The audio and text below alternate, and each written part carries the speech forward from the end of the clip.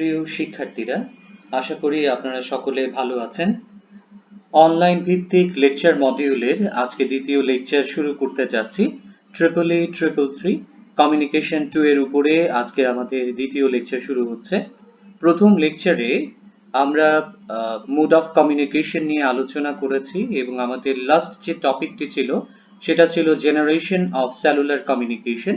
Generation of cellular কমিউনিকেশনে আমরা 1G থেকে 5G পর্যন্ত যতগুলো স্ট্যান্ডার্ড আছে এবং তার যে প্যারামিটারগুলো আছে সেগুলো নিয়ে আলোচনা করেছি।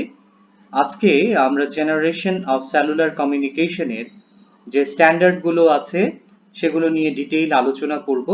সবার প্রথমেই 1G অর্থাৎ ফার্স্ট জেনারেশন নেটওয়ার্ক নিয়ে কথা বলতে চাই।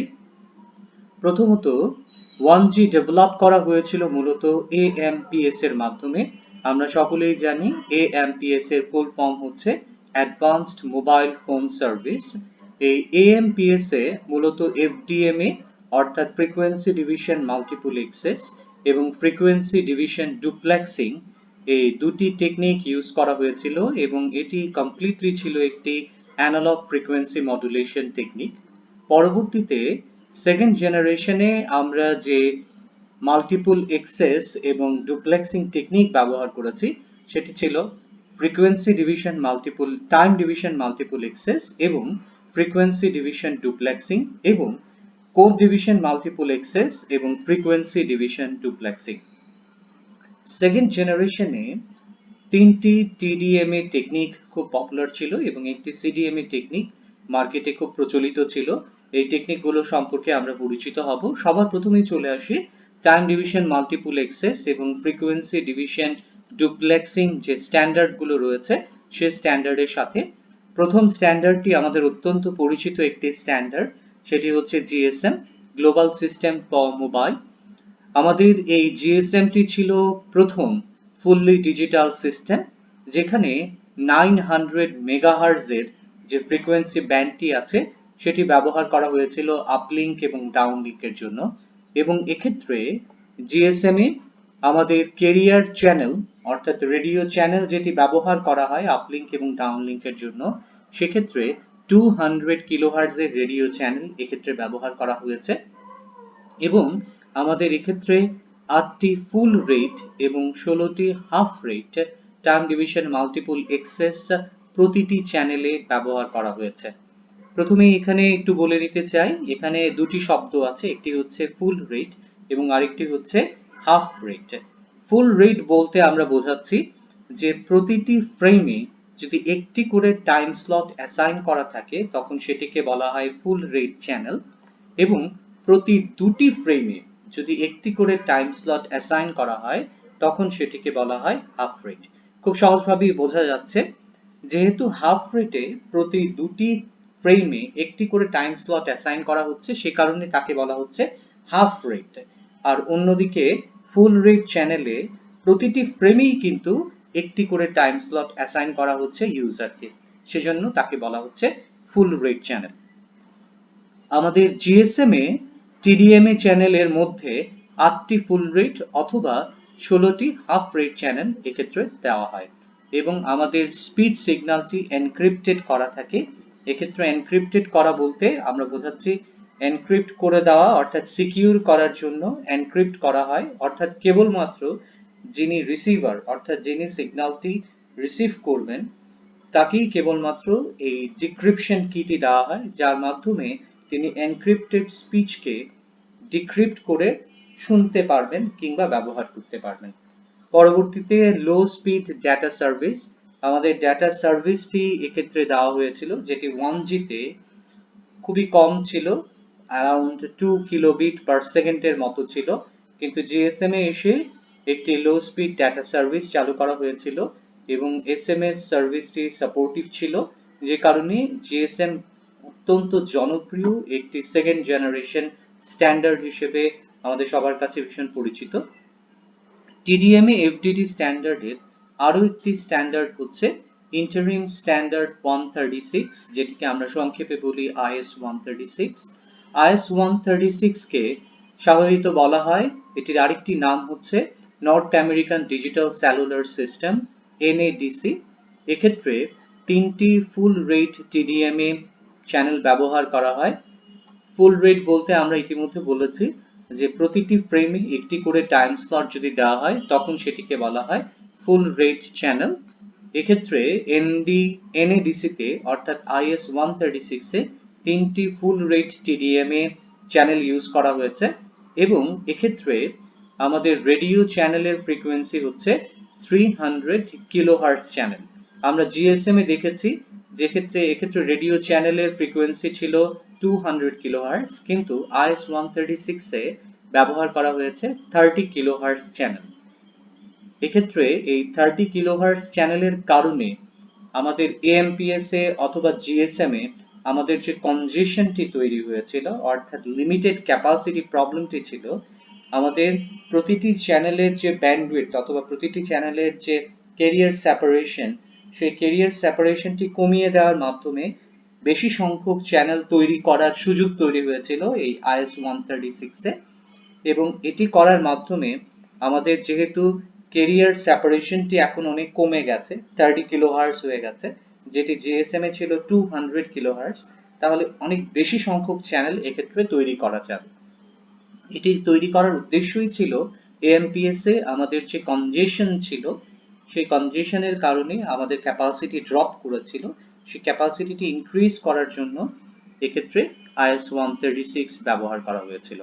পরবর্তী যে স্ট্যান্ডার্ডে চলে যাব, আমাদের পরবর্তী স্ট্যান্ডার্ডটি হচ্ছে TDMA FDD স্ট্যান্ডার্ড। এই স্ট্যান্ডার্ডটির নাম হচ্ছে প্যাসিফিক ডিজিটাল সেলুলার। এটি মূলত NADC-র কাউন্টার পার্ট হিসেবে, NADC-র বিকল্প হিসেবে জাপানে ব্যবহৃত হয়েছিল, কিন্তু এটি খুব একটি জনপ্রিয়তা পায়নি। যদিও এর অ্যাডভান্টেজ ছিল যে এটি লো ট্রান্সমিশন বিট রেট ব্যবহার করত, যে কারণে আমাদের স্পেকট্রাম ইউটিলাইজেশনটি ভালো ছিল। যদিও এটি খুব একটি জনপ্রিয়তা পায়নি, তবে এক্ষেত্রে স্পেকট্রাল ইউটিলাইজেশনটি যথেষ্ট ভালো ছিল। স্পেকট্রাম ইউটিলাইজেশন নিয়ে আমরা পরে বিস্তারিত আরো আলোচনা করব। পরবর্তীতে আমরা চলে যাব CDMA FDD স্ট্যান্ডার্ডে। একটি মাত্র CDMA FDD স্ট্যান্ডার্ড ছিল 2G তে, যেটিকে আমরা বলছি ইন্টারিম স্ট্যান্ডার্ড 95। IS-95 স্ট্যান্ডার্ডের আরেকটি নাম হচ্ছে CDMA-1 নামেই আমরা এটিকে জানি। এবং এক্ষেত্রে যেহেতু কোড ডিভিশন মাল্টিপল এক্সেস আছে, সুতরাং এখানে অর্থোগোনালি কোডগুলোকে আমাদের যে ব্যান্ডউইডথ আছে এবং আমাদের যে ইনফরমেশন সিগন্যাল আছে, সেই ইনফরমেশন সিগন্যালগুলোকে চাঙ্কে ভাগ করা হয়। 64টি অর্থোগোনাল কোডকে এক্ষেত্রে ভাগ করা হয় এবং 1.25 মেগাহার্টজ চ্যানেলের মধ্য দিয়ে একে ট্রান্সমিট করে দেওয়া হয়। কোড ডিভিশন মাল্টিপল এক্সেসের সাথে ইতিমধ্যে আমরা পরিচিত, যেখানে FDMA তে আমরা ফ্রিকোয়েন্সিকে ভাগ করেছিলাম এবং ব্যান্ডউইডথকে কিছু সাব ব্যান্ডে ভাগ করে প্রত্যেক ইউজারকে একটা করে সাব ব্যান্ড আমরা অ্যালোকেট করে দিয়েছি। এর মাধ্যমে আমরা FDMA ব্যবহার করেছি। TDMA তে আমরা পুরো ব্যান্ডউইডথকে একজন ইউজারকে অ্যাসাইন করেছি, কিন্তু সমস্ত সময়ের জন্য নয়, আমরা টাইম স্লট ইউজারকে অ্যাসাইন করেছি। অন্যপক্ষে কোড ডিভিশন মাল্টিপল এক্সেসে সকল ইউজার থিওরিটিক্যালি পুরো ব্যান্ডউইডথ ব্যবহার করতে পারবে, পুরো সময়ের জন্য ব্যবহার করতে পারবে, কিন্তু প্রত্যেক ইউজারের জন্য আলাদা আলাদা কোড অ্যাসাইন করে দেওয়া হবে। এই কোডের উপর ভিত্তি করে কোডকে, এই কোডের মধ্যে এই কোড দিয়ে আমি সিগন্যালকে এনকোড করে আমাদের 1.25 মেগাহার্টজ চ্যানেল দিয়ে আমরা ট্রান্সমিট করে দিব। পরবর্তীতে যে জেনারেশন নিয়ে আমরা কথা বলবো সেটি হচ্ছে 2.5G। 2.5G তে বেশ কিছু পপুলার অ্যাপ্লিকেশন ছিল, যার মধ্যে একটি হচ্ছে WAP ওয়্যারলেস অ্যাপ্লিকেশন প্রোটোকল। পরবর্তীতে আরেকটি হচ্ছে general packet radio service GPRS, high speed circuit switch data এবং enhanced data rate for GSM evaluation. আমরা প্রথমেই যদি WAP এর কথা বলি, তাহলে WAP এটি ছিল একটি টেকনিক্যাল স্ট্যান্ডার্ড এবং আমরা 1999 সালের দিকে যারা ইন্টারনেট ব্যবহার করেছে মোবাইল ফোনগুলোতে, তারা সকলেই জানি যে সেখানে WAP ব্রাউজার বলে একটি জিনিস ছিল, যার মাধ্যমে আসলে খুব সংক্ষিপ্ত পরিসরে ইন্টারনেট অ্যাক্সেস করা যেত। এবং high speed circuit switch data বলতে আমরা যেটা বুঝি সেটা জিএসএম এর চেয়ে 4 গুণ বেশি তার ট্রান্সমিশন স্পিড ছিল, যেক্ষেত্রে আমরা 57.6 kilobit per second data rate আমরা পেতাম হাই স্পিড সার্কিট সুইচ ডাটাতে। ইডিজি-তে অন্য ক্ষেত্রে আমরা 8টি করে টাইম স্লট পেতাম এবং এক্ষেত্রে আমাদের ডাটা রেট ছিল 69.2 কিলোবিট পার সেকেন্ড। এগুলো ছিল হচ্ছে আমাদের 2.5G'র যে সকল স্ট্যান্ডার্ড রয়েছে সেই স্ট্যান্ডার্ডগুলো। এবার আমরা চলে আসব 3G'তে। 3G মূলত আইওটি ইন্টারন্যাশনাল টেলিকমিউনিকেশন ইউনিয়নের একটি ফ্যামিলি অফ স্ট্যান্ডার্ড, যেটি মূলত ডেভেলপ করা হয়েছিল ইন্টারন্যাশনাল মোবাইল টেলিকমিউনিকেশন 2000 প্রজেক্টের আওতায়। আইটি ইন্টারন্যাশনাল টেলিকমিউনিকেশন ইউনিয়ন এটি মূলত ইউনাইটেড নেশনের আওতায় ইনফরমেশন অ্যান্ড কমিউনিকেশন টেকনোলজি কে নিয়ন্ত্রণ করার জন্য জাতিসংঘের একটি সংগঠন যারা ইনফরমেশন এবং কমিউনিকেশন টেকনোলজি নিয়ে কাজ করে। এদের কাজই হচ্ছে বিশ্বব্যাপী আমাদের যে ব্যান্ডউইডথ আছে সেই ব্যান্ডউইডথকে তারা শেয়ার করে, তারা ডিস্ট্রিবিউট করে এবং এই ব্যান্ডউইডথ ডিস্ট্রিবিউশনকে তারা মনিটর করে। তারাই হচ্ছে ইউনাইটেড নেশনের আওতায় আইটিইউ অর্থাৎ ইন্টারন্যাশনাল টেলিকমিউনিকেশন ইউনিয়ন। সেই ইন্টারন্যাশনাল টেলিকমিউনিকেশন ইউনিয়নের একটি ফ্যামিলি অফ স্ট্যান্ডার্ড হচ্ছে আইএমটি 2000। এই আইএমটি 2000 কিছু স্পেসিফিকেশন দিয়ে দিয়েছিল, যে স্পেসিফিকেশন দেখে আমরা আইডেন্টিফাই করতে পারি যে একটি গিভেন নেটওয়ার্ক যে সার্ভিস দিচ্ছে সেই সার্ভিসটি আদৌ 3G কিনা। অর্থাৎ 3G হওয়ার জন্য যে সকল টেকনিক্যাল রিকোয়ারমেন্টস আছে সেই টেকনিক্যাল রিকোয়ারমেন্টস গুলো এখানে উল্লেখ করা হয়েছে। যেমন প্রথমেই আসছে হাই ডেটা রেটস। আমাদের 3G হওয়ার জন্য আমাদের ডাটা রেটটি তুলনামূলকভাবে বেশি হতে হবে। যেমনটা আমরা দেখেছি যে 2.5 এ আমরা যখন ইডিজি ব্যবহার করেছি, HSCSD ব্যবহার করেছি, সেক্ষেত্রে সর্বোচ্চ ডাটা রেট কিন্তু ছিল 69.2। তার সাপেক্ষে 3Gতে ডাটা রেট তুলনামূলকভাবে বেশি হতে হবে। সেটি কত? সকল এনভায়রনমেন্টের জন্য 144 কিলোবিট পার সেকেন্ড। এখানে অল এনভায়রনমেন্ট বলতে বোঝানো হচ্ছে লো মোবিলিটি অ্যাপ্লিকেশন, অর্থাৎ একটি এমএস যদি ফিক্সড অবস্থায় থাকে অথবা লো মোবিলিটিতে থাকে, অর্থাৎ পিডেস্ট্রিয়ান মুভমেন্ট। একটি এমএস যদি হাঁটা চলা অবস্থায় থাকে, অর্থাৎ সে হাঁটছে, খুব স্বাভাবিকভাবেই হেঁটে গেলে তার মুভমেন্ট, তার মোবিলিটি তুলনামূলকভাবে কম হবে। অথবা সে ইনডোর এনভায়রনমেন্টের মধ্যে আছে, একটি ঘরের ভিতরে আছে, স্বাভাবিকভাবেই তার মোবিলিটি একেবারেই কম হচ্ছে। কিন্তু অন্যদিকে যদি মোবিলিটি অনেক বেশি হয়, অর্থাৎ সে একটি অত্যন্ত দ্রুতগামী একটি ভেহিকেলের মধ্যে বসে আছে, স্বাভাবিকভাবেই তার মোবিলিটি কিন্তু তখন বেশি। তাহলে এক্ষেত্রে দু ধরনের মোবিলিটি আমরা দেখছি, একটি হচ্ছে ফিক্সড মোবিলিটি, আরেকটি হচ্ছে পেডেস্ট্রিয়ান মোবিলিটি, আরেকটি হচ্ছে high vehicular mobility. Fixed mobility হচ্ছে এমএস একটি নির্দিষ্ট জায়গায় বসে আছে এবং বসে সে কল করছে অথবা কল রিসিভ করছে, এটি হচ্ছে ফিক্সড মোবিলিটি। পেডেস্ট্রিয়ান মোবিলিটি হচ্ছে লো মোবিলিটি, অর্থাৎ কেউ হেঁটে হেঁটে কল রিসিভ করছে কিংবা কল করছে, এটি হচ্ছে লো মোবিলিটি। এই ধরনের ক্ষেত্রে আমাদের ডাটা রেট তুলনামূলকভাবে বেশি হবে যেহেতু মোবিলিটি কম। কিন্তু যদি হাই ভেহিকুলার মোবিলিটিতে থাকে, অর্থাৎ একটি ডিভাইস, একটি এমএস খুব দ্রুত গতির কোনো ভেহিকেলে বসে থাকে এবং সেখানে আমরা যদি মোবাইল অ্যাক্সেস করি, তখন আমাদের মোবিলিটি বেশি থাকার কারণে ডাটা রেট কিন্তু তুলনামূলকভাবে কম হবে। সকল পরিবেশে লো মোবিলিটি কিংবা হাই মোবিলিটি সকল পরিবেশে আমাদের data rate at least 144 kilobit per second হতে হবে, তবেই তাকে আমরা 3G বলতে পারি। লো মোবিলিটির ক্ষেত্রে আমাদের ডাটা রেট হতে হবে 2 Mbps এবং অথবা লো মোবিলিটি অথবা ইনডোর এনভায়রনমেন্টে আমাদের ডাটা রেট হতে হবে 2 Mbps।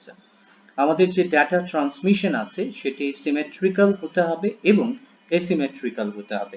সিমেট্রিক্যাল ডাটা ট্রান্সমিশন বলতে আমরা যেটা বোঝাচ্ছি সেটা হচ্ছে আপলিঙ্ক এবং ডাউনলিঙ্কের জন্য সেম ডাটা রেট, এটি হচ্ছে সিমেট্রিক্যাল ডাটা রেট। আপলিঙ্ক এবং ডাউনলিঙ্কে যদি ডাটা রেট সেম থাকে তখন তাকে আমরা বলি সিমেট্রিক্যাল ডাটা রেট।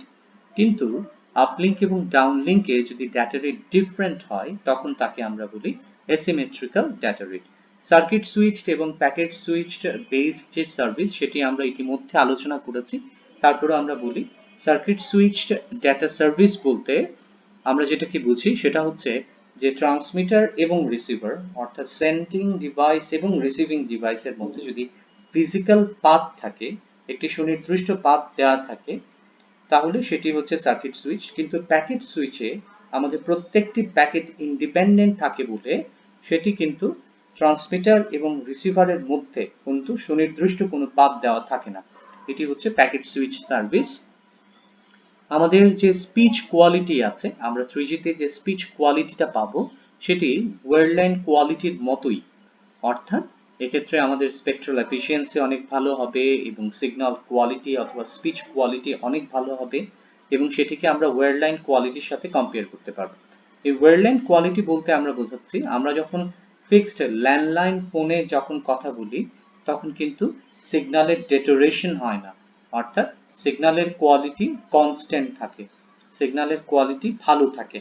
একই জিনিস একই রকমের এক্সপেরিয়েন্স আমরা যদি 3G তেও এক্সপেরিয়েন্স করি তখন সেটাকে আমরা বলবো 3G। তখন সেটাকে আমাদের টেকনিক্যাল যে রিকোয়ারমেন্টস আছে সেই টেকনিক্যাল রিকোয়ারমেন্টসকে সে ফুলফিল করতে পারবে। Several simultaneous services to end user for multimedia service। বিভিন্ন ধরনের মাল্টিমিডিয়া সার্ভিস আছে সেগুলো একই সাথে ইউজার এক্সপেরিয়েন্স করতে পারবে। Seamless incorporation to second generation cellular system।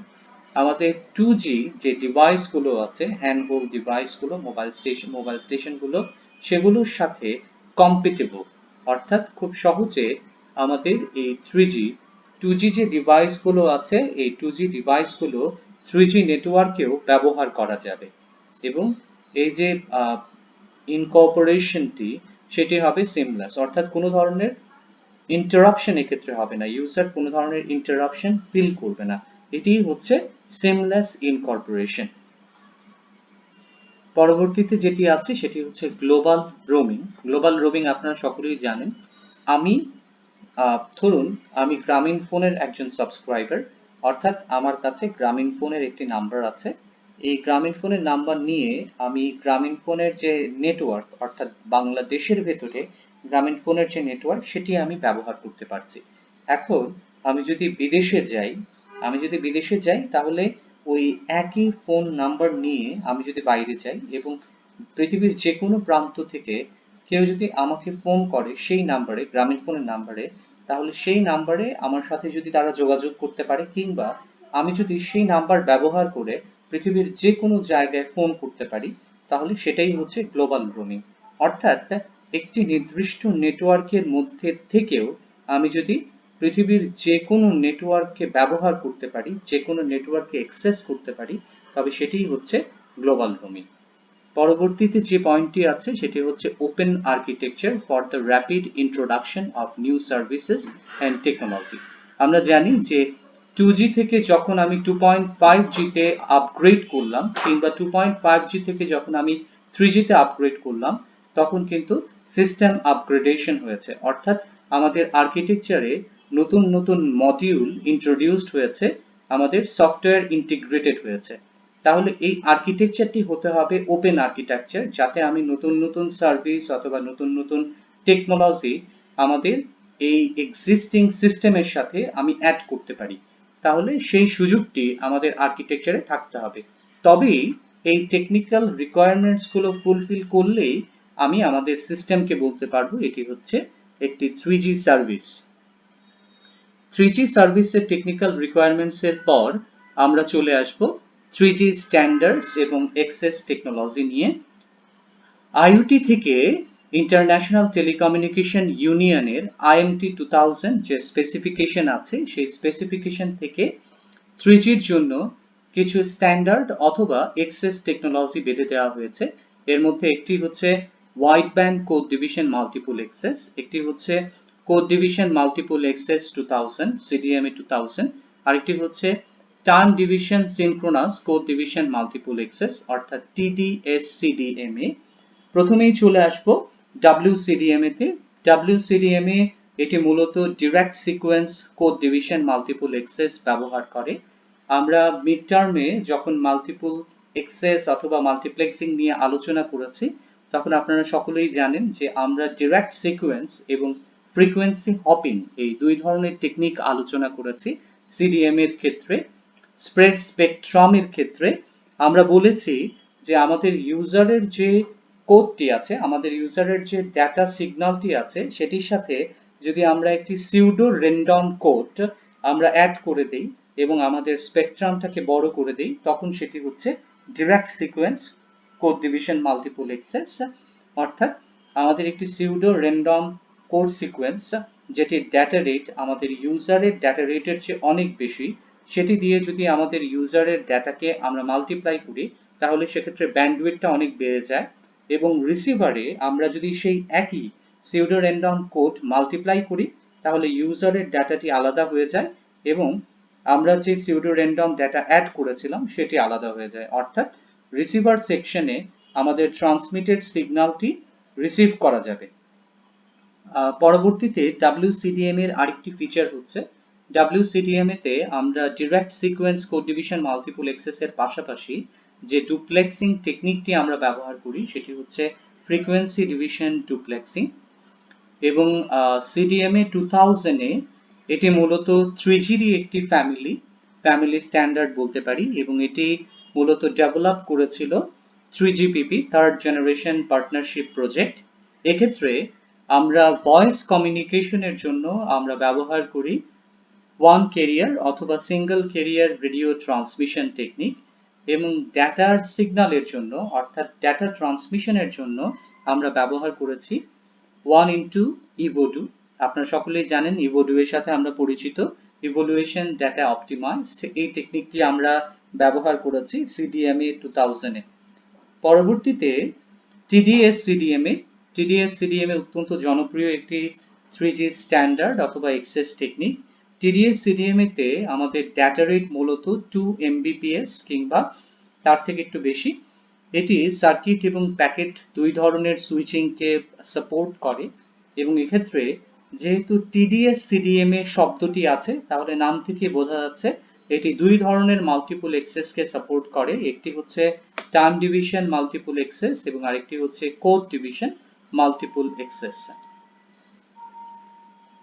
3G স্ট্যান্ডার্ডের পরে আমরা চলে যাব কিছু ওয়্যারলেস ট্রান্সমিশন প্রোটোকলে।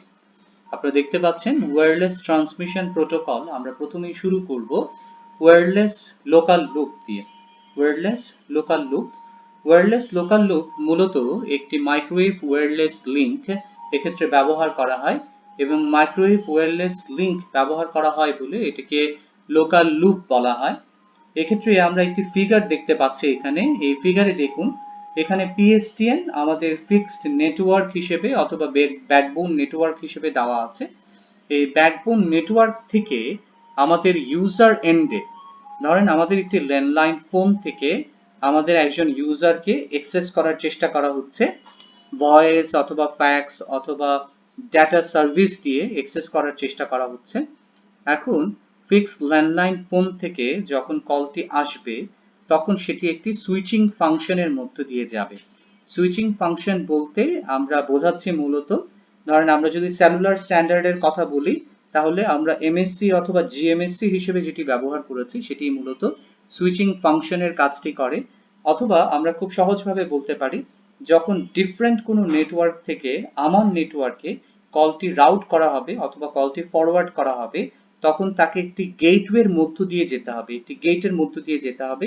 সেটি মূলত সুইচিং ফাংশন, যেটি সুইচ করে একটি ল্যান্ডলাইন বেস সিস্টেম থেকে একটি সেলুলার সিস্টেমে অথবা একটি ওয়্যারলেস সিস্টেমে। এই সুইচিং ফাংশন ক্রস করে কলটি চলে যাবে লোকাল এক্সচেঞ্জ অফিসে।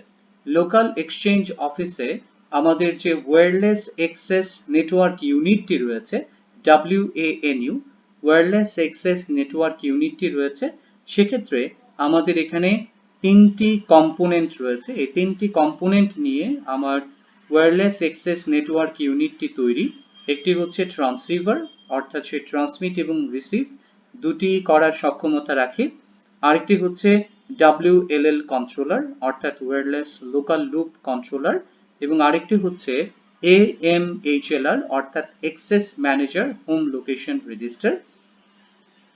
এই এক্সেস ম্যানেজার দিয়ে মূলত আমাদের PSTN থেকে কলটি আমাদের ইউজার এন্ডে ট্রান্সমিশনের জন্য যে এক্সেসিং যে টেকনিকটি আছে সেটার অথেন্টিসিটি এবং যে রেজিস্টারটি ফলো করা হচ্ছে, অর্থাৎ যে সকল সাবস্ক্রাইবারের যে সকল তথ্য আছে সেই তথ্যগুলো আমরা এখানে রেখে দিই, এই ডেটাবেজে রেখে দিই, যেখান থেকে আমাদের WANU চেক করে যে আমাদের এই সাবস্ক্রাইবারটি এই ধরনের সার্ভিস অ্যাক্সেস করার জন্য অথরাইজ কিনা। পরবর্তীতে এই লোকাল এক্সচেঞ্জ অফিস থেকে মাইক্রোওয়েভের লিংকের মাধ্যমে কলটি ফরওয়ার্ড করা হয় হোমে একজন ওয়্যারলেস অ্যাক্সেস সাবস্ক্রাইবার ইউনিটের কাছে, অর্থাৎ যিনি আমাদের সাবস্ক্রাইবার এন্ডে রয়েছেন তার কাছে মাইক্রোওয়েভ লিংকের মাধ্যমে লোকাল এক্সচেঞ্জ অফিস থেকে কলটি ফরওয়ার্ড করা হয় এবং তিনি সকল ধরনের সার্ভিস অর্থাৎ ভয়েস, ফ্যাক্স অথবা ইন্টারনেট সার্ভিস অথবা ডেটা সার্ভিস, এই সার্ভিসগুলো অ্যাক্সেস করতে পারেন ওয়্যারলেস অ্যাক্সেস সাবস্ক্রাইবার ইউনিট দিয়ে। অর্থাৎ খুব সহজেই বোঝা যাচ্ছে যে মাইক্রোওয়েভ লিংকের মাধ্যমে আমি যদি WASU থেকে WANU তে অথবা WANU থেকে WASU এর মাধ্যমে সার্ভিসটি অ্যাক্সেস করি, তখন কেবলমাত্র এটাকে আমরা বলছি ওয়্যারলেস লোকাল লুপ। এবং ওয়্যারলেস লোকাল লুপকে মূলত বলা হচ্ছে last mile application. Last mile application বলতে আমরা বুঝি যে ডিস্ট্রিবিউটর এন্ডে অর্থাৎ কাস্টমার লেভেলে সার্ভিস দেওয়ার জন্য যে নেটওয়ার্ক ব্যবহার করা হয় সেটি হচ্ছে লাস্ট মাইল অ্যাপ্লিকেশন অথবা last mile service, telecom service. এটি হচ্ছে ওয়্যারলেস ট্রান্সমিশন প্রোটোকলের প্রথম প্রোটোকল, অর্থাৎ ওয়্যারলেস লোকাল লুপ। পরবর্তীতে আমরা আরেকটি ওয়্যারলেস ট্রান্সমিশন প্রোটোকল নিয়ে আলোচনা করব। এটি অত্যন্ত জনপ্রিয় একটি ট্রান্সমিশন প্রোটোকল, ব্লুটুথ। আমরা সবাই এটি ব্যবহার করি। ব্লুটুথ ডিভাইসগুলোতে আছে, যেমন আমাদের পোর্টেবল ডিভাইস বলতে আমরা ল্যাপটপের কথা জানি, আমরা মোবাইল ফোনের কথা জানি, এর বাইরেও আমরা বিভিন্ন জায়গায় ব্লুটুথ আসলে ব্যবহার করে থাকি। ব্লুটুথের যে ফিচারগুলো অথবা টেকনিক্যাল যে স্পেসিফিকেশনগুলো আছে সেগুলো নিয়ে আমরা প্রথমেই আলোচনা করব। ব্লুটুথের প্রথমে এই ব্লুটুথ মূলত একটি অ্যাডহক বেসড ডেটা ট্রান্সমিশন তৈরি করে। খুব লিমিটেড ডিস্টেন্সের মধ্যে, খুব শর্ট ডিস্টেন্সের মধ্যে একটি ফিক্সড এবং একটি মোবাইল ডিভাইসের মধ্যে কমিউনিকেশন অ্যাডহক ভিত্তিতে অল্প ডিস্টেন্সের মধ্যে এই ধরনের ক্যাপাসিটি অথবা ট্রান্সমিশন ক্যাপাসিটি সে তৈরি করে। এবং এক্ষেত্রে আমাদের যে স্প্রেড স্পেকট্রাম টেকনিকটি ব্যবহৃত হয় সেটি হচ্ছে ফ্রিকোয়েন্সি হপিং স্প্রেড স্পেকট্রাম। আমরা ইতিমধ্যে বলেছি যে স্প্রেড স্পেকট্রাম দুটি ছিল, একটি হচ্ছে ডিরেক্ট সিকোয়েন্স স্প্রেড স্পেকট্রাম, আরেকটি ছিল frequency hopping spread spectrum. Frequency hopping spread স্পেকট্রামের কথা আমরা যদি মনে করবার চেষ্টা করি, তাহলে ফ্রিকোয়েন্সি হপিং স্প্রেড স্পেকট্রামে আমাদের ডিফারেন্ট টাইমে ডিফারেন্ট ক্যারিয়ার দেওয়া ছিল এবং আলাদা আলাদা সময়ে আলাদা আলাদা ক্যারিয়ার ব্যবহার করা হতো বলে একে বলা হচ্ছে ফ্রিকোয়েন্সি হপিং স্প্রেড স্পেকট্রাম। কেননা আমাদের আলাদা আলাদা সময়ে আমাদের ক্যারিয়ার কিন্তু হপিং করে, অর্থাৎ লাফিয়ে লাফিয়ে চলে বলে এটিকে বলা হয় ফ্রিকোয়েন্সি হপিং স্প্রেড স্পেকট্রাম। আমাদের পুরো যে ডেটা সিগন্যালটি আছে সেটিকে চাঙ্কে ভাগ করা হয়, অর্থাৎ চপ করে ৭৯টি ডিফারেন্ট ফ্রিকোয়েন্সি অথবা ক্যারিয়ারে সেটিকে এনকোড করা হয় এবং তারপর আলাদা আলাদা টাইম ইন্টারভ্যালে আলাদা আলাদা ক্যারিয়ারের মাধ্যমে, অর্থাৎ এই ৭৯টি ক্যারিয়ার ব্যবহার করে সিগন্যালকে ট্রান্সমিটার থেকে রিসিভারে সেন্ড করা হয়। এবং কোন ৭৯টি ক্যারিয়ার সিগন্যাল ব্যবহার করা হয়েছে তাদের ফ্রিকোয়েন্সি কি এবং কোন পার্টিকুলার টাইম ইন্টারভ্যালে এই ৭৯টি ক্যারিয়ার সিগন্যাল ব্যবহৃত হবে সেটি কিন্তু রিসিভারকে আগে থেকে জানিয়ে দেওয়া হয়। রিসিভারকে আগে থেকে জানিয়ে দেওয়া হয় বলে রিসিভার কিন্তু সেই এনকোডেড মেসেজগুলোকে ডিকোড করে নিতে পারে, অর্থাৎ রিসিভ করে নিতে পারে। এক্ষেত্রে ব্লুটুথে আমরা যে মডুলেশনটি ব্যবহার করি সেটি হচ্ছে গাউসিয়ান ফ্রিকোয়েন্সি শিফট কিং, যেটি সংক্ষেপে আমরা জানি GFSK হিসেবে।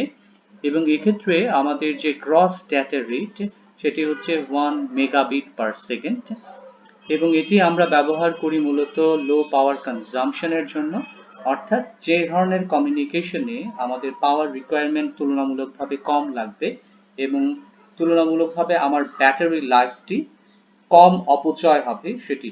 হচ্ছে লো পাওয়ার কনজাম্পশন টেকনিক, অর্থাৎ আমাদের পাওয়ার কম লাগবে এবং আমাদের ব্যাটারি লাইফটি তুলনামূলকভাবে বেশি হবে এবং এটির রেঞ্জটি তুলনামূলকভাবে কম। ব্লুটুথের ম্যাক্সিমাম রেঞ্জ হচ্ছে 100 মিটার, কিন্তু ইউজুয়ালি আমরা যেটি দেখি সেটি হচ্ছে 1 মিটার থেকে 10 মিটারের মধ্যে। এবং এক্ষেত্রে ফুল ডুপ্লেক্সিং করা হয় সিগনালে। ফুল ডুপ্লেক্সিং অর্থাৎ একই সাথে ট্রান্সমিট এবং রিসিভ করার অ্যাবিলিটি থাকে। এবং যেসব ডিভাইসে আমরা ব্লুটুথ ব্যবহার করি সেক্ষেত্রে আমাদের কম্পিউটার চিপ কিন্তু সেই ব্লুটুথ ডিভাইসগুলোতে ইমবিড করা থাকে, ভেতরে দিয়ে দেওয়া থাকে ব্লুটুথ ডিভাইস।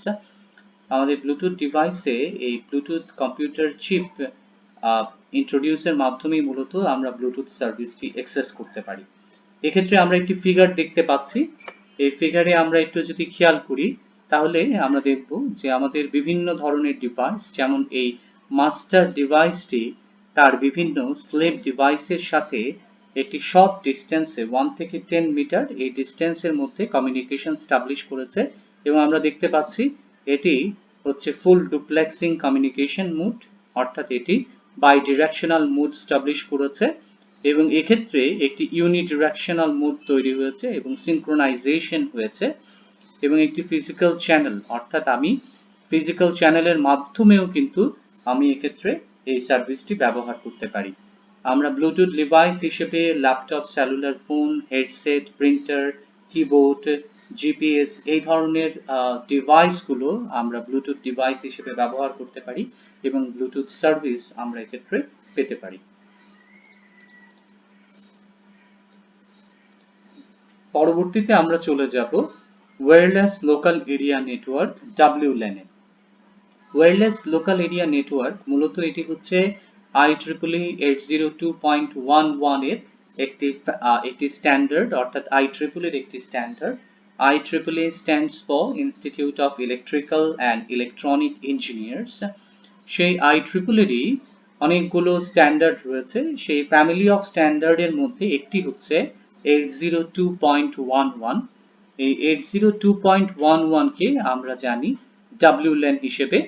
আমরা নেটওয়ার্কের কভারেজ এরিয়ার উপর ভিত্তি করে আমরা কিন্তু নেটওয়ার্ককে অনেকভাবে ভাগ করতে পারি, যেমন personal area network, local area network, metropolitan area network এবং ওয়াইড এরিয়া নেটওয়ার্ক।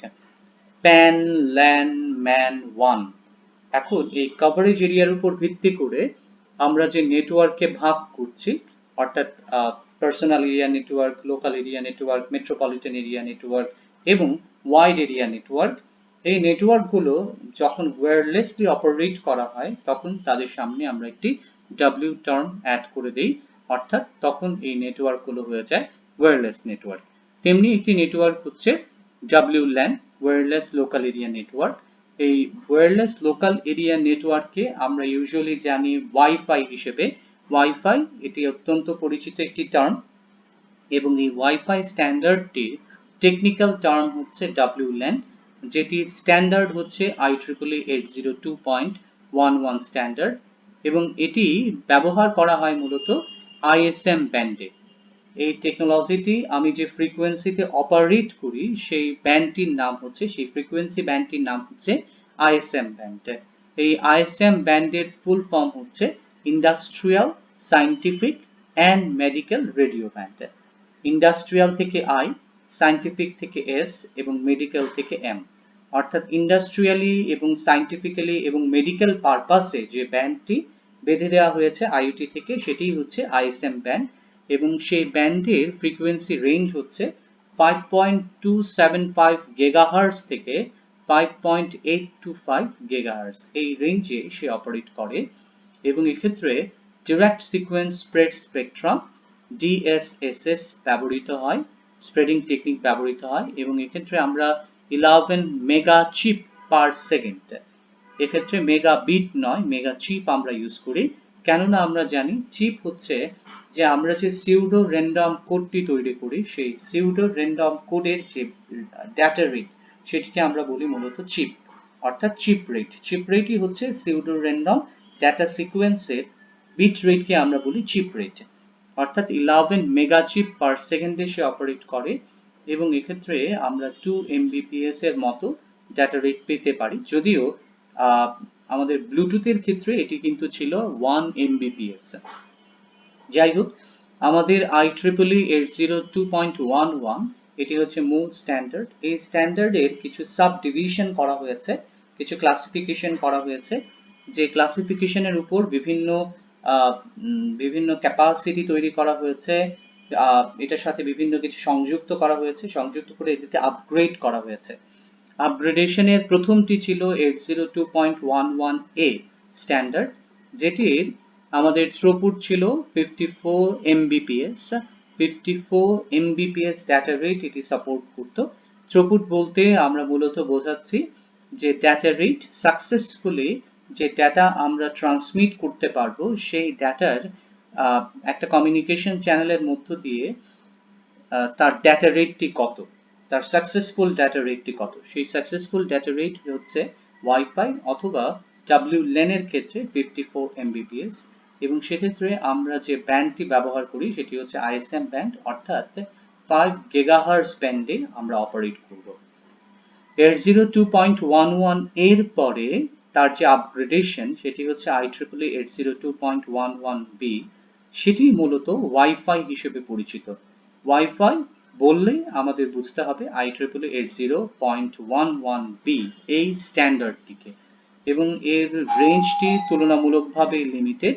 এক্ষেত্রে আমরা হোম রাউটার ব্যবহার করি, যেটিতে আমাদের 802.11b অথবা 802.11g এই দুটি আমাদের স্ট্যান্ডার্ড এক্ষেত্রে ব্যবহৃত হয়। এবং আমরা রাউটার হিসেবে যেটি ব্যবহার করি সেখানে আমরা স্টক এন্টিনাটি ব্যবহার করি। স্টক এন্টিনা হচ্ছে রাউটারে আমরা যে এন্টিনাটি দেখি সেটিই হচ্ছে মূলত আমাদের স্টক এন্টিনা। এবং ইনডোরে আমরা যদি ইনডোর এনভায়রনমেন্টে ওয়াইফাই ব্যবহার করি সেক্ষেত্রে রেঞ্জ হচ্ছে ম্যাক্সিমাম রেঞ্জ হচ্ছে 32 মিটার, এবং আউটডোরে যদি আমরা এটি ব্যবহার করি তাহলে সেক্ষেত্রে আমাদের রেঞ্জ হচ্ছে 95 মিটার, যেটি হচ্ছে অ্যারাউন্ড 300 ফিটের ইকুইভ্যালেন্ট।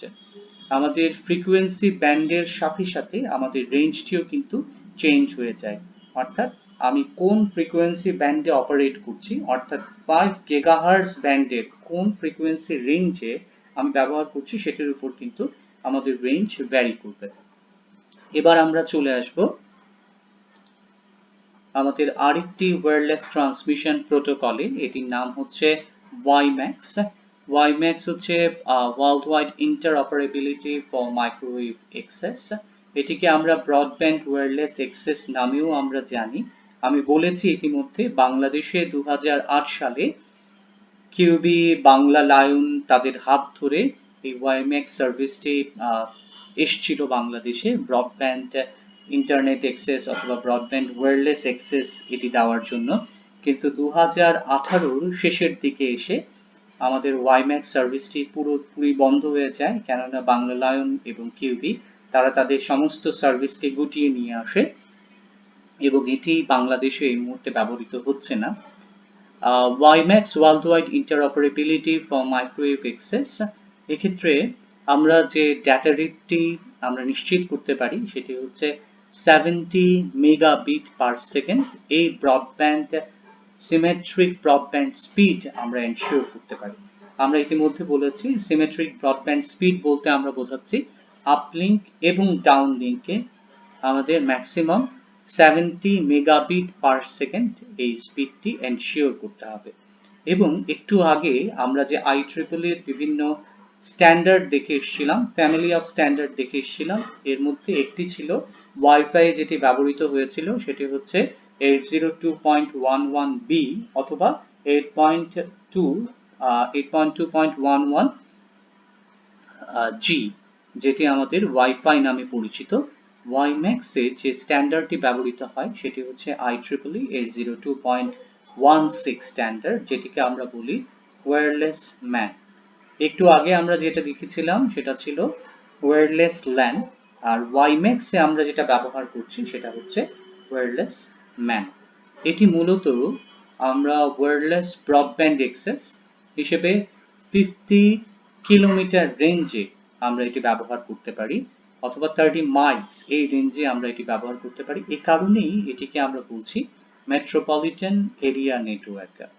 আমরা যদি ফিক্স স্টেশনের কথা বলি তাহলে ফিক্স স্টেশনে 3 থেকে 10 মাইলস অর্থাৎ 5 থেকে 15 কিলোমিটারের মধ্যে আমরা মোবাইল স্টেশনের জন্য এটি ব্যবহার করতে পারি। অর্থাৎ একটি ফিক্স স্টেশন থাকবে, তার আন্ডারে অথবা তার রেডিয়াসের ভেতরে 5 থেকে 15 কিলোমিটার রেডিয়াসের ভেতরে যে সকল মোবাইল স্টেশন থাকবে তারা এই ওয়াইম্যাক্স সার্ভিসটি ব্যবহার করতে পারবে। অন্যদিকে ওয়াইফাই অর্থাৎ 802.11 যে IEEE স্ট্যান্ডার্ড ছিল, সেক্ষেত্রে কিন্তু আমাদের যে রেঞ্জটি সেই রেঞ্জটি সীমাবদ্ধ ছিল 30 থেকে 100 মিটারের মধ্যে, 30 থেকে 100 মিটারে। সেই কারণে তাদেরকে আমরা বলেছিলাম WLAN। এবং এক্ষেত্রে আমাদের যে কভারেজ এরিয়া সেটি ম্যাক্সিমাম হচ্ছে 50 কিলোমিটার, এটি হচ্ছে ব্যাকহোলিং এর জন্য। আর ফিক্স স্টেশন অর্থাৎ বিএস থেকে এমএস এ যে রেঞ্জটি আছে, কভারেজ রেঞ্জটি, সেটি হচ্ছে 5 থেকে 15 কিলোমিটার। সেই কারণে একে আমরা বলছি ওয়্যারলেস মেট্রোপলিটন এরিয়া নেটওয়ার্ক। এক্ষেত্রে আমরা একটি ফিগার দেখতে পাচ্ছি। এই ফিগারটি হচ্ছে ওয়াইম্যাক্স এর একটি আর্কিটেকচার। এক্ষেত্রে আমরা দেখব যে ইন্টারনেট অথবা কোরের সাথে যখন ওয়াইম্যাক্সটি কানেক্টেড হচ্ছে তখন এখানে একটি বিটিএস আছে এবং এখানে একটি বিটিএস আছে।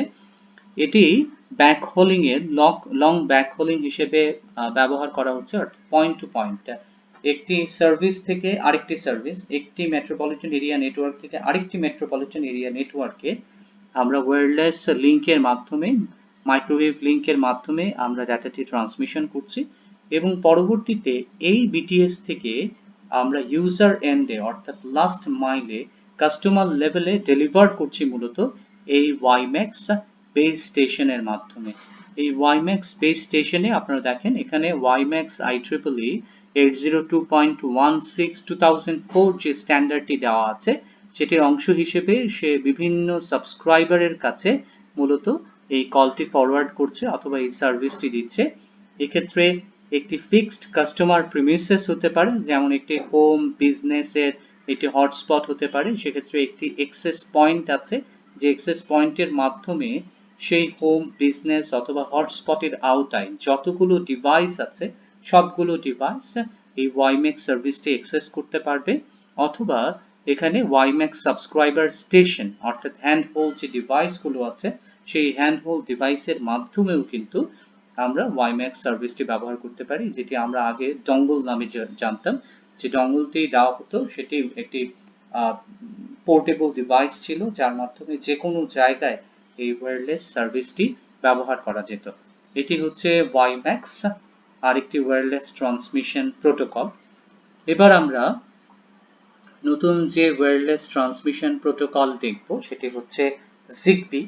জিগবিও অত্যন্ত পরিচিত এবং অত্যন্ত পপুলার একটি transmission technique, wireless transmission protocol অথবা ট্রান্সমিশন টেকনিক, যেটি IEEE স্ট্যান্ডার্ড হচ্ছে 802.15.4 2006 স্ট্যান্ডার্ড এবং এটি WPAN অর্থাৎ ওয়্যারলেস পার্সোনাল এরিয়া নেটওয়ার্ক হিসেবে পরিচিত।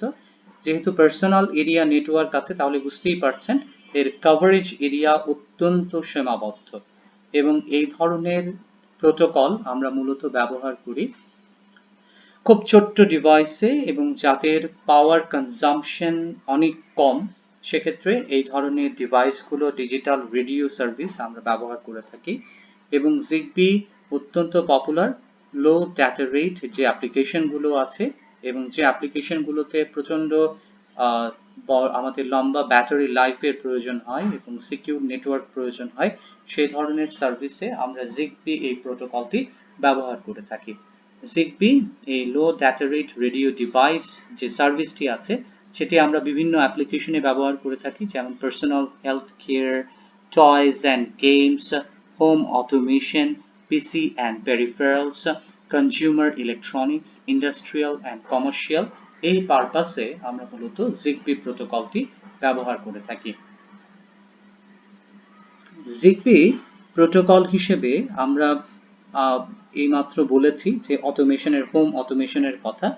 হোম অটোমেশনের অংশ হিসেবে জিগবি ব্যবহার করে আমরা ওয়্যারলেস লাইট সুইচ ব্যবহার করতে পারি। হোম এনার্জি মনিটরিং সিস্টেম যেটি আছে, ডিজিটাল মনিটরিং সিস্টেম, সেটি আমরা ব্যবহার করতে পারি। ট্রাফিক ম্যানেজমেন্ট সিস্টেম, এটিতে ব্যবহার করা হয় জিগবি ডিভাইস। কনজিউমার ইলেকট্রনিক্স যেগুলো আছে সেগুলোতে জিগবি ব্যবহার করা হয়।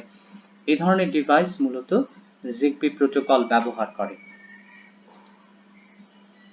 আমরা ওয়্যারলেস প্রোটোকল যেগুলো আছে, ওয়্যারলেস ট্রান্সমিশন প্রোটোকল, এই ওয়্যারলেস ট্রান্সমিশন প্রোটোকলের সাথে পরিচিত হলাম। এবার আমরা চলে যাব সেলুলার কনসেপ্টে। সেলুলার কনসেপ্টে আমরা বলেছি যে সেলুলার কমিউনিকেশন এই শব্দটি এসছে সেল থেকে, সেলুলার শব্দটি এসছে সেল থেকে। সেল হচ্ছে আমাদের পুরো যে সেলুলার কমিউনিকেশন যে স্ট্যান্ডার্ডটি আছে তার স্মলেস্ট বিল্ডিং ব্লক হচ্ছে একটি সেল। সেল থেকেই মূলত এসছে সেলুলার কমিউনিকেশন, অর্থাৎ সেল বেসড যে কমিউনিকেশন সেটাই হচ্ছে সেলুলার কমিউনিকেশন। তাহলে সবার প্রথমে আমরা সেল বলতে কি বোঝাই সেটিতেই চলে আসি। সেল হচ্ছে একটি কভারেজ এরিয়া অথবা একটি রেডিও কভারেজ এরিয়া বলতে পারি, যেখানে একটি বিটিএস একটি এন্টিনার মাধ্যমে তার সার্ভিসটি প্রোভাইড করে। অর্থাৎ একটি বিটিএস এর যেটুকু রিজিয়নের মধ্যে আমাদের ইউজার তার সার্ভিসটি অ্যাক্সেস করতে পারবে সেটি মূলত সেল। এবং ইতিমধ্যে বলেছি যে আমাদের পুরো কমিউনিকেশন মোবাইল নেটওয়ার্কের এটি হচ্ছে স্মলেস্ট বিল্ডিং ব্লক, সবচেয়ে ছোট যে ইউনিট সেটি হচ্ছে এই সেল। এবং এটির কারণে আমরা মূলত এই পুরো সেলুলার নেটওয়ার্কটি ব্যবহার করতে পারি। এবং আমরা যখন সেলুলার প্ল্যানিং করি, সেল প্ল্যান করি যে কিভাবে একটি নেটওয়ার্ক হবে এবং নেটওয়ার্কের প্ল্যানিং কিভাবে হবে, তখন মূলত এই সেলগুলোকে হেক্সাগোনালি ডিজাইন করা হয়। এখানে যে শেপটি আমরা দেখতে পাচ্ছি এটি হচ্ছে হেক্সাগোনাল সেলের একটি উদাহরণ। হেক্সাগোনাল সেলের মাধ্যমে সেল প্ল্যানিং করা হয় যাতে ওভারল্যাপ না থাকে। আমরা দেখতে পাচ্ছি যখন হেক্সাগোনালি সেলগুলোকে প্লেস করা হয় তখন কিন্তু তাদের মাঝখানে কোনো ওভারল্যাপও থাকে না, এমনকি কোনো গ্যাপও থাকে না। সেই কারণে সেলকে আমাদের সেলুলার কমিউনিকেশন অথবা মোবাইল কমিউনিকেশনে সেলকে হেক্সাগন আকারে প্রকাশ করা হয়। যাই হোক, আমাদের মূলত দুই ধরনের সেল রয়েছে। একটি হচ্ছে অমনি ডিরেকশনাল সেল। অমনি শব্দটা থেকে বুঝতে পারছেন এটির মানে হচ্ছে চারদিকে সমানভাবে, অর্থাৎ 360 ডিগ্রি অ্যাঙ্গেলে চারদিকে সমানভাবে যদি একটি সিগন্যাল অথবা একটি এনার্জি সে ট্রান্সমিট করে, সিগন্যাল ট্রান্সমিট করার ক্যাপাসিটি রাখে, তখন সেটিকে আমরা বলি অমনি ডিরেকশনাল সেল। অর্থাৎ এটি 360 ডিগ্রিতে অপারেট করে বলে এটিকে বলা হয় অমনি ডিরেকশনাল সেল। এখানে একটি অমনি ডিরেকশনাল সেলের উদাহরণ দেওয়া হয়েছে। এটি হচ্ছে এই হেক্সাগনটি একটি বিটিএস এর কভারেজ এরিয়াকে ইন্ডিকেট করছে এবং এই বিটিএস এর সেন্টারে, এই সেলের সেন্টারে আমরা একটি বিটিএস দেখতে পাচ্ছি এবং এই বিটিএসটি 360 ডিগ্রিতে অপারেট করছে বলে এটি হচ্ছে অমনি ডিরেকশনাল এন্টিনা এবং এই সেলটি হচ্ছে একটি অমনি ডিরেকশনাল সেল। পরবর্তীতে আমরা চলে আসব সেক্টর সেলে। সেক্টর সেলের এখানে একটি উদাহরণ দেখানো হচ্ছে। এখানে সেল 1, সেল 2, সেল 3 রয়েছে এবং আমরা একটু আগে যে সেলুলার কনসেপ্টের সাথে পরিচিত হয়েছি সেখানে প্রত্যেকটি সেলের মাঝখানে একটি করে বিটিএস কিন্তু ইনস্টল করা ছিল। কিন্তু এখানে আমরা সেক্টর সেলে দেখতে পাচ্ছি তা নয়। সেক্টর সেলে তিনটি সেলের মাঝখানে কেবলমাত্র একটি বিটিএস টাওয়ার আছে এবং প্রত্যেকটি সেলের ডিরেকশনে একটি করে ডিরেকশনাল এন্টিনা বসানো আছে, যে ডিরেকশনাল এন্টিনা এই 360 কে তিনটি সেলের ভাগ করেছে, অর্থাৎ 120 ডিগ্রি অ্যাঙ্গেলে সে অপারেট করছে। অমনি ডিরেকশনাল সেল যেভাবে 360 ডিগ্রিতে অপারেট করে তা না করে ডিরেকশনাল এন্টিনা সে কিন্তু নির্দিষ্ট ডিরেকশনে সিগন্যালকে রেডিয়েট করছে। অর্থাৎ যেহেতু আমার এখানে তিনটি সেল আছে, 360 কে আমি 3 সেল দিয়ে ভাগ করছি, অর্থাৎ প্রত্যেকটি সেলের আমাদের কভারেজ এরিয়াতে আমরা 120 ডিগ্রি করে রেডিয়েশন পাবো। 120 ডিগ্রিতে আমি রেডিয়েশন পাচ্ছি, অর্থাৎ এভাবে আমাদের যে 360 ডিগ্রি আছে সেটিকে আমরা নির্দিষ্ট কিছু সেক্টরে ভাগ করে নিতে পারি। আমার যদি 6টি সেক্টরের প্রয়োজন হয় তাহলে আমাদের 60 ডিগ্রি ডিরেকশনাল এন্টিনার প্রয়োজন হবে, যেটি দিয়ে এই 6টি ডিরেকশনাল এন্টিনা দিয়ে আমি আমাদের বিটিএস এর চারপাশকে 6টি সেক্টরে ভাগ করে নিতে পারি। এটি মূলত সেক্টর সেল।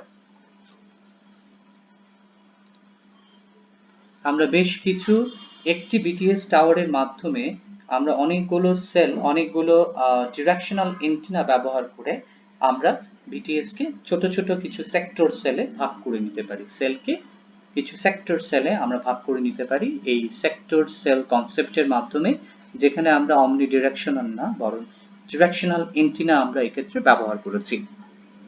এবার আমরা চলে আসব টাইপস অফ সেলে। অনেক ধরনের সেল রয়েছে কভারেজ এরিয়ার উপর ভিত্তি করে। সেই সেলগুলোর আমরা ডেফিনিশন জানবো এবং তাদের অ্যাপ্লিকেশন নিয়ে আলোচনা করব। কোথায় কোথায় এই সেলগুলো ব্যবহার করা হয়, তাদের অ্যাপ্লিকেশন কোথায়, সেগুলো নিয়ে আমরা ডিটেইল আলোচনা করব।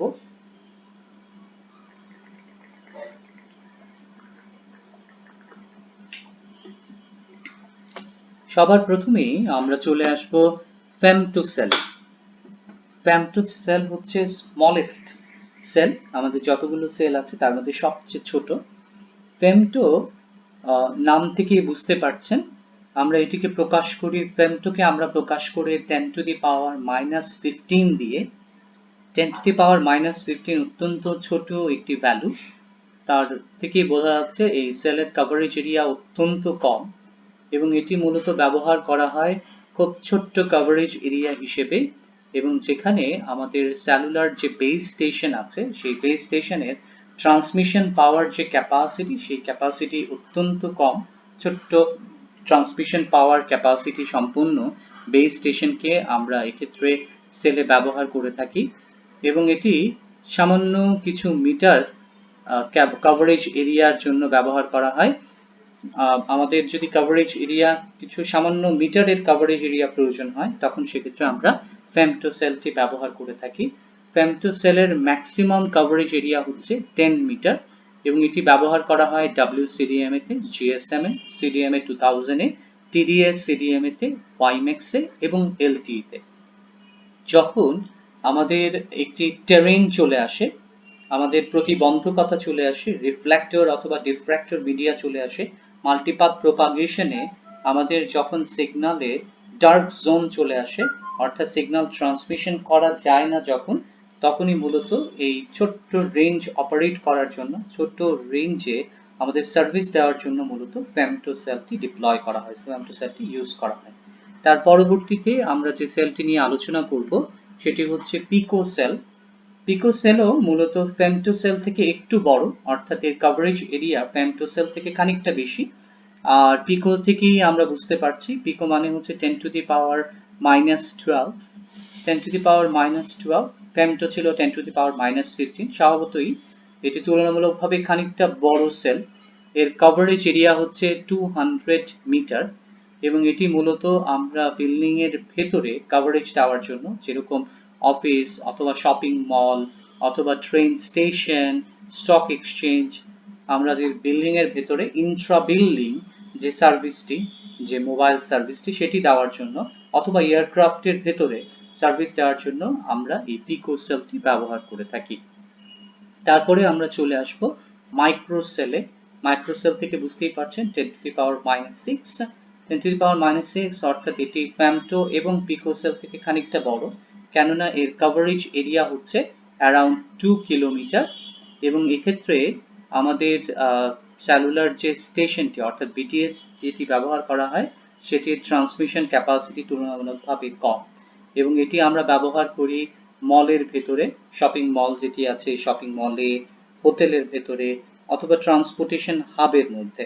ট্রান্সপোর্টেশন হাব বলতে আমরা বোঝাচ্ছি ট্রেন অথবা বাস অথবা airport, train stop, bus stop অথবা এয়ারপোর্ট, এইসব জায়গায় আমরা ট্রান্সপোর্টেশন হাবে আমরা এই মাইক্রোসেলটি ব্যবহার করে থাকি এবং এটি আমাদের পার্সোনাল কমিউনিকেশন সিস্টেমে ব্যবহার করা হয়।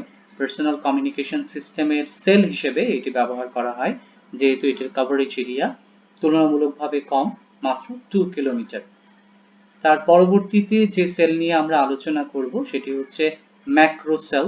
মাইক্রোসেল হচ্ছে তুলনামূলকভাবে ছোট সেল, কিন্তু ম্যাক্রোসেল হচ্ছে তার থেকে বেশ বড় একটি সেল, যেটি মূলত মেট্রোপলিটন এরিয়াতে অপারেট করতে পারে। মেট্রোপলিটন এরিয়াতে অপারেট করার মতো একটি ওয়্যারলেস ট্রান্সমিশন প্রোটোকল আমরা দেখে এসেছিলাম, সেটি ছিল কিন্তু ওয়াইম্যাক্স। ওয়াইম্যাক্সের কভারেজ এরিয়া আমরা দেখেছি, সেটি ম্যাক্সিমাম 50 কিলোমিটার কভারেজ করতে পারে এবং তার পাশাপাশি 5 থেকে 15 কিলোমিটারে অপারেট করতে পারে। অর্থাৎ এই রেঞ্জে যে সেলটি এক্সেস করা যায়, অর্থাৎ বিটিএস এই রেঞ্জের মধ্যে যে সার্ভিস দিতে পারি সেটিই হচ্ছে মেট্রোপলিটন এরিয়া সার্ভিস। এটি হচ্ছে মূলত ম্যাক্রো সেল, এই ধরনের সেলকে আমরা বলবো ম্যাক্রো সেল। এটির পাওয়ার তুলনামূলকভাবে অনেক বেশি, বিটিএস এর যে ট্রান্সমিশন পাওয়ার সেটি তুলনামূলকভাবে অনেক বেশি, এবং এটি মূলত গ্রাউন্ড বেসড যে টাওয়ারগুলো আছে, অর্থাৎ গ্রাউন্ড থেকে যেগুলো মাস্ট করে তোলা হয় সেই টাওয়ারগুলোতে এই ম্যাক্রোসেল কে ঘিরে, এই টাওয়ারকে ঘিরে ম্যাক্রোসেলটি অপারেট করে, এবং রুফটপ ভিত্তিক যেসব আমরা টাওয়ার দেখতে পারি বিটিএস টাওয়ার, সেগুলো কিন্তু মূলত ম্যাক্রোসেল। পরবর্তীতে যেটি আছে সেটি হচ্ছে মেগা সেল। এটি ন্যাশন ওয়াইড এরিয়া কভার করে, অর্থাৎ অনেকগুলো মেট্রোপলিটন এরিয়াকে যদি আমি একসাথে কানেক্ট করি তাহলে সেটি হবে একটি মেগা সেল, যেটি একটি দেশের যতটুকু এরিয়া আছে ততটুকু এরিয়া কভার করতে পারবে একটি সেলের মাধ্যমে। বেসিক্যালি ম্যাক্রো সেল এবং আমব্রেলা সেল এগুলো একটি থিওরিটিক্যাল কনসেপ্ট। এই থিওরিটিক্যাল কনসেপ্টের মাধ্যমে মূলত যে আমাদের মাইক্রো এবং ম্যাক্রো সেলের মাঝখানে যে গ্যাপগুলো আছে সেই গ্যাপগুলো পূরণ করার জন্য থিওরিটিক্যাল কিছু সেল ডিপ্লয় করা হয়, ব্ল্যাঙ্কগুলো অথবা গ্যাপগুলো ফিল করার জন্য, সেটিকে মূলত মেগা সেল অথবা আমব্রেলা সেল বলা হয়। কিন্তু একটি বিটিএস দিয়ে একটি nation wide coverage area cover করা কখনোই সম্ভব নয় প্র্যাকটিক্যালি, কিন্তু থিওরিটিক্যালি এটিকে নাম দেওয়া হয়েছে এই কারণে, কেননা আমরা যখন বলি যে এখানে কোনো জায়গায় এমন কোনো জায়গা নেই যেখানে এই কভারেজ এরিয়ার আওতায় আসছে না, তাহলে সেটিকে লিটারালি দেখাতে হয় যে সকল জায়গা এক্ষেত্রে কভার করা হয়েছে। সেটি মূলত ম্যাক্রো সেল এবং আমব্রেলা সেলের কনসেপ্ট। আমব্রেলা সেল থেকে, নামটা থেকেই আমরা বুঝতে পারছি যে অন্যান্য যত সেল নিয়ে আমরা আলোচনা করেছি, femto cell, pico cell, micro cell, mega cell, এই সকল সেলকে আমব্রেলা সেল একটি শ্যাডোর মাধ্যমে, শ্যাডোর মধ্যে নিয়ে আসে।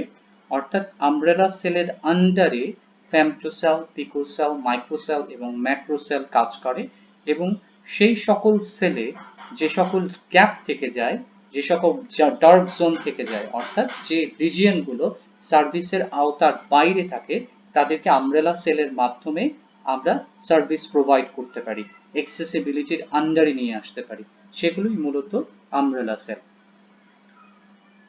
আমরা বিভিন্ন ধরনের টাইপস অফ সেল নিয়ে আলোচনা করেছি, যেমনটা বলছিলাম যে হেক্সাগোনাল, কেন আমাদের সেলের শেপ হেক্সাগোনাল হয়, এটি যদি সার্কুলার হতো তাহলে কি সমস্যা হতো।